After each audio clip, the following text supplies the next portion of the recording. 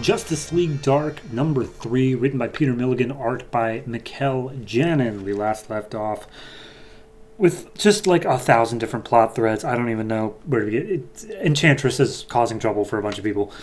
This one picks up with Enchantress. She's sitting on the side of a road and she's just talking like, man, everything sucks. Everything sucks, and it's all because of Zatanna and Deadman and Shade. They took away my better half. They took away June Moon, and now I'm going to ruin their lives because that's just what I'm going to do. So that happens.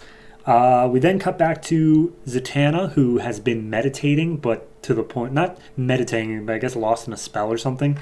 We're to the point where people think she's dead just in the middle of the road. Constantine arrives. He walks up. He uses one of her own spells to wake her up. He says, wake up backwards, and she snaps out of it. There's some EMTs there, and they're like, dude, she's dead. She doesn't have a pulse. And he's like, yeah, okay. And he does the spell, and he's like, oh, yeah, I guess I don't know what I'm doing, huh? So they go back to a motel and start doing this weird tantric magic thing where I don't even know what they're getting out of it, but they're getting something out of it.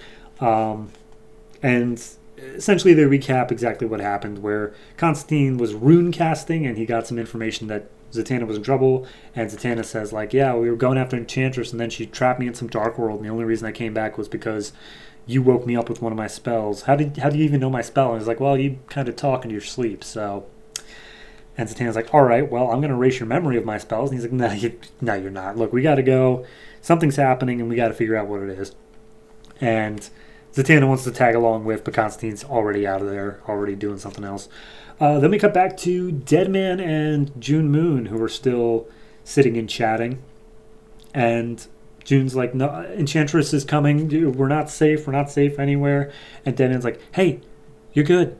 Like, calm down. Everything's fine. Enchantress isn't going to get you. You did a good job leaving her. She sounds like a total crazy bitch. So, and they kind of, like, flirt, like, a lot in this issue, which is weird considering the whole Dove thing for the entire rest of it I've been reading. But regardless, so at one point they're just chatting for a bit, and then some weird, like, colors and stuff start appearing on the wall. June starts freaking out thinking it's Enchantress. She bolts out of the room. Deadman sticks around for just a little bit longer, and we see that it is Shade, the Changing Man. He's trying to contact Deadman. He's like, hey, this is my power. I'm trying to contact you. We need you to step through the door, Deadman. Deadman, hello? Hello?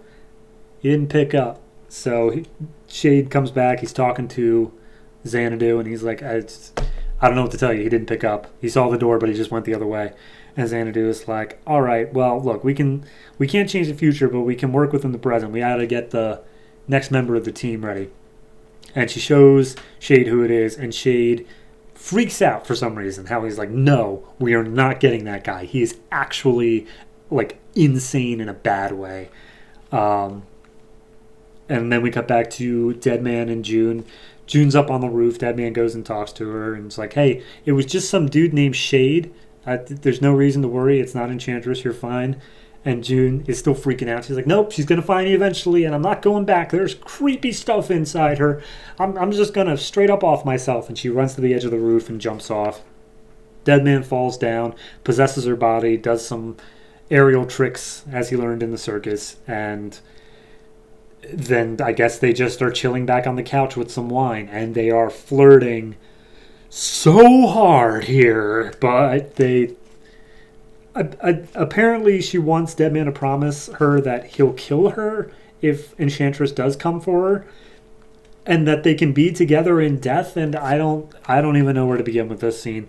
Anyway, we go back to Shade, and he's apparently the person that Xanadu wants is someone named Mind Warp, who we will get to later, but Shade's kind of just going through his own thing right now. He's talking to his own vest, saying how the vest is like, hey, you shouldn't be brooding, because you know what happens when you brood, you get into a dark place. And he's like, shut up, vest.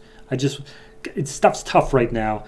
And the vest makes, I guess, his lover from like the first issue, but she is all sorts of messed up. He's like, no, I'm Kathy. See? And she's like falling apart, and she has muscles, and God, and I don't mean muscles like bulky, I mean muscles like visible. And it's like, oh, if you turn off the lights, you won't know the difference. I hate this scene so much, but they wanted me to. So he tells her to get off her, and the vision of Kathy disappears, and it's just like a splotch on the ground. And he still hears a pathetic, lonely sobbing, and then he realizes that it isn't her who's crying. I don't even know what to make of this, man. So anyway, Shade then goes to the bar, and he's finally just coming to terms with the fact that he needs to deal with Mind Warp. Constantine's also at the bar. He somehow made it here with a plane and 2 buses to get here. But he manages to hear that Mind Warp is what Shade is repeating.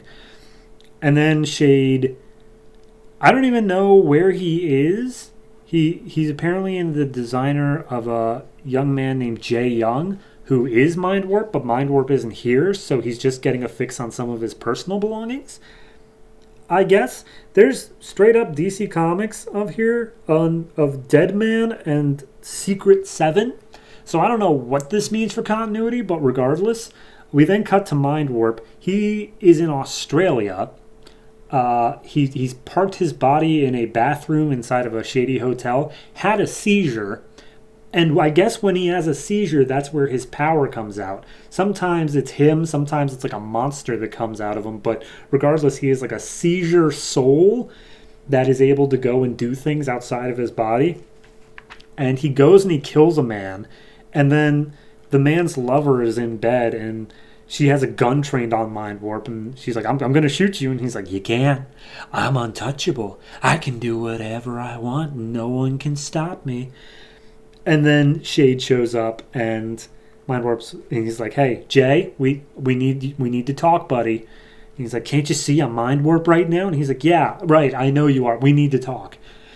And then one last time we cut back to June Moon and Deadman.